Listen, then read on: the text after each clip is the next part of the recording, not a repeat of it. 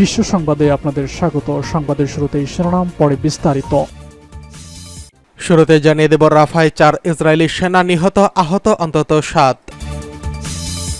জানিয়ে দেব ফিলিস্তিন নিয়ে সম্মেলনের আয়োজন করতে যাচ্ছে জর্দান। এদিকে ককেশাস পর্বতে রুশ বোমারু বিমান বিধ্বস্ত। জানিয়ে দেব গাজায় যুদ্ধবিরতির চুক্তি বিলম্বের জন্য হামাসকে দায়ী করলেন ব্লিংকেন। সর্বশেষ জানিয়ে দেব জাতীয় মুদ্রায় লেনদেনের জন্য প্ল্যাটফর্ম তৈরি করছে ব্রিক্স, দাবি রাশিয়ার, আতঙ্কে পশ্চিমা বিশ্ব।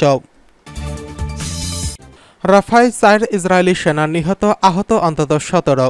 ইসরায়েলি সামরিক বাহিনী এক বিবৃতিতে বলেছে, সোমবার গাজার লড়াইয়ে তাদের 4 সেনা নিহত হয়েছেন। গাজার দক্ষিণাঞ্চলীয় রাফা শহরে একটি ভবনে বিস্ফোরণে এই 4 ইসরায়েলি সেনা নিহত হয়েছে বলে জানিয়েছে ইসরায়েলের আর্মি রেডিও। তারা সকলেই গিবাতি ব্রিগেডের ইউনিটের দায়িত্ব পালন করছিলেন। ইসরায়েলের সেনাবাহিনী আইডিএফ জানিয়েছে নিহত 4 সেনা ছাড়াও আরও 7 জন আহত হয়েছেন, যাদের মধ্যে 5 জনের অবস্থা গুরুতর। তাদের মৃত্যুর ফলে গাজায় হামাসের বিরুদ্ধে আইডিএফের স্থল অভিযানে নিহত সেনাদের সংখ্যা 299 জনে দাঁড়িয়েছে। আইডিএফের এক প্রাথমিক তদন্ত অনুসারে ইসরায়েলি সৈন্যরা রাফার এর সাবৌরা পাড়ায় একটি সন্দেহজনক বাড়ির ভেতরে বিস্ফোরক নিক্ষেপ করে। এতে তাৎক্ষণিক কোনো বিস্ফোরণ না হওয়ায় সেখানে সেনারা প্রবেশ করে। 2 জন সেনা 3 তলা বিল্ডিং এর প্রবেশ করার সাথে সাথে এটি বিস্ফোরিত হয় এবং এর কিছু অংশ সৈন্যদের উপর ভেঙে পড়ে। বাড়িটির ভেতরে আইডিএফ এর পরে একটি টানেল খুঁজে পায়। ইসরায়েলি গণমাধ্যমের খবর অনুসারে এটা ইঙ্গিত করে ভবনটিতে সম্ভবত হামাস সদস্যরা থাকত। ওই ঘটনা নিয়ে হামাস এখনো কোনো তথ্য দেয়নি। এদিকে ফিলিস্তিন নিয়ে সম্মেলনের আয়োজন করছে জর্দান। অবরুদ্ধ গাজায় 8 মাসেরও বেশি সময় ধরে চলা গাজার ধ্বংসাত্মক ইসরায়েলি হত্যাযজ্ঞ সহ্য করা ফিলিস্তিনিদের জন্য জরুরি মানবিক প্রতিক্রিয়া নিয়ে একটি সমিটের আয়োজন করেছে জর্দান। গত 7 অক্টোবর থেকে গাজায় হামলা চালাচ্ছে ইসরায়েল। নির্বিচার হামলায় 37,000-এরও বেশি ফিলিস্তিনি নিহত হয়েছেন, যাদের বেশিরভাগই নারী ও শিশু। জর্দানের রাজকীয় আদালত রয়্যাল কোর্ট জানিয়েছে, গাজা উপত্যকার মানবিক বিপর্যয়ের প্রতি আন্তর্জাতিক সম্প্রদায়ের প্রতিক্রিয়া বাড়ানোর উপায় নির্ধারণের নেতৃবৃন্দ ও সহায়তা কর্মকর্তাদের সমিটের মাধ্যমে একত্রিত করার চেষ্টা করা হচ্ছে।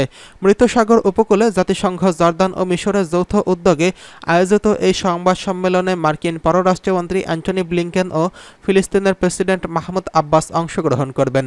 জর্দানের পররাষ্ট্র মন্ত্রণালয় এক বিবৃতিতে বলেছে, সম্মেলন দ্রুত পুনরুদ্ধারের প্রস্তুতি নিয়ে আলোচনা করা হবে এবং গাজায় মানবিক পরিস্থিতি মোকাবেলায় সম্মিলিত ও সমন্বিত প্রতিক্রিয়ার প্রতিশ্রুতি চাওয়া হবে। এদিকে ককেশাস পর্বতে রুশ বোমারু বিমান বিধ্বস্ত। রাশিয়ার অত্যাধুনিক এক বোমারু বিমান বিধ্বস্ত হয়েছে। এতে বিমানটির ক্রু নিহত হয়েছেন। অবশ্য বিমানটির আরোহী কতজন ছিল তা এখনও জানা যায়নি। অত্যাধুনিক Sukhoi US-34 fighter jet Soviet আমলের উৎপত্তিগত Russian all weather supersonic medium range fighter বোমারু বিমান। বার্তা সংস্থা রয়টার্স জানিয়েছে, নিয়মিত প্রশিক্ষণ ফ্লাইটের সময় ককেশাস পর্বতে বিমানটি বিধ্বস্ত হয়। প্রতিবেদনে বলা হয়, রাশিয়ান Su-34 বোমারু বিমান নিয়মিত প্রশিক্ষণ ফ্লাইটে সময় কারিগরি ত্রুটির কারণে ককেশাস পর্বতে বিধ্বস্ত হয়েছে। এর ক্রুর মৃত্যু হয়েছে। মঙ্গলবার প্রতিরক্ষা মন্ত্রণালয়ের বরাত দিয়ে রাশিয়ান সংবাদ সংস্থা জানিয়েছে, রাষ্ট্রীয় বার্তা সংস্থা IRA দেশটির প্রতিরক্ষা মন্ত্রণালয়ের বরাত দিয়ে বলেছে, নর্থ ওসেটিয়া আলানিয়া প্রজাতন্ত্রের পাহাড়ি এলাকায় রাশিয়ান অ্যারোস্পেস ফোর্সের একটি US-35 যুদ্ধবিমান নির্ধারিত প্রশিক্ষণ ফ্লাইটের সময় বিধ্বস্ত হয়। রুশ প্রতিরক্ষা মন্ত্রণালয় বলেছে, বিমানটি নির্জন এলাকায় বিধ্বস্ত হয়েছে, ফলে বিধ্বস্ত স্থলে কোনো ক্ষয়ক্ষতি হয়নি। ক্রু নিহত হয়েছেন। অবশ্য বিমানটিতে কতজন ছিলেন তা তাৎক্ষণিকভাবে জানা যায়নি। এদিকে গাজায় যুদ্ধবিরতির চুক্তি বিলম্বের জন্য হামাসকে দায়ী করছে অ্যান্টনি ব্লিংকেন। গাজায় ইসরায়েলি আগ্রাসন বন্ধে সম্ভাব্য একটি যুদ্ধবিরতির সমঝোতার বিলম্বের জন্য ফিলিস্তিনি সশস্ত্র গোষ্ঠী হামাসকে দায়ী করছে মার্কিন পররাষ্ট্রমন্ত্রী অ্যান্টনি ব্লিংকেন।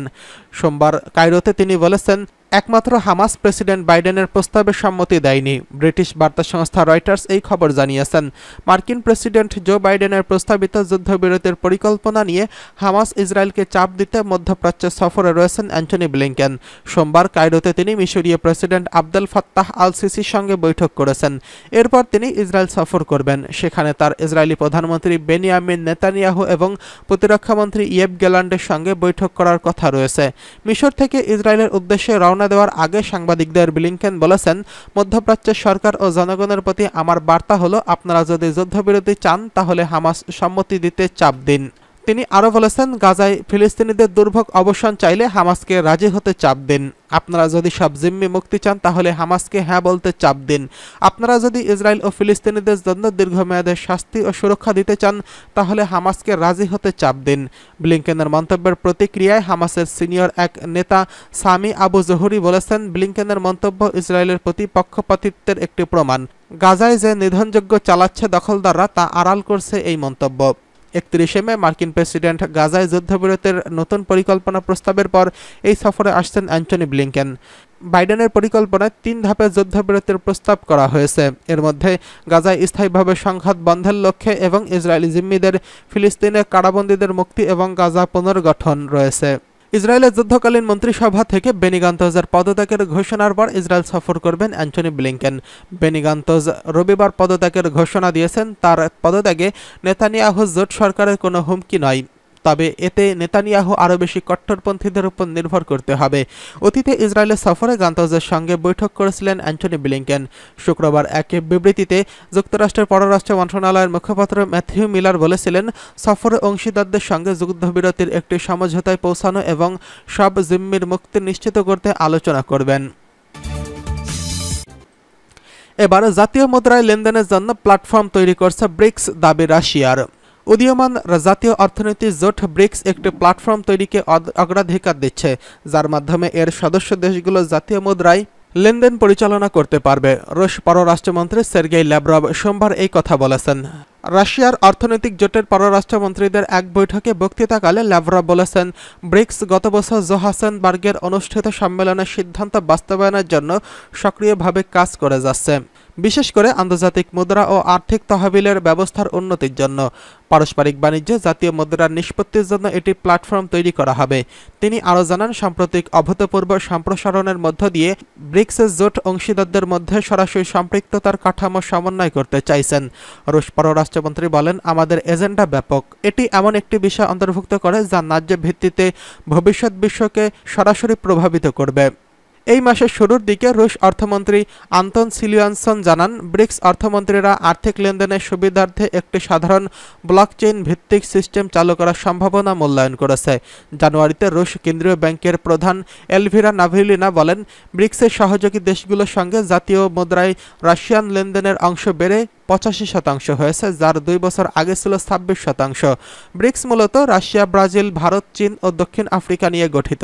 তবে ইরান, ইথিওপিয়া, মিশর ও সংযুক্ত আরব আমিরাত 2024 সালের প্রথম দিকে জোটটিতে যোগদান করে।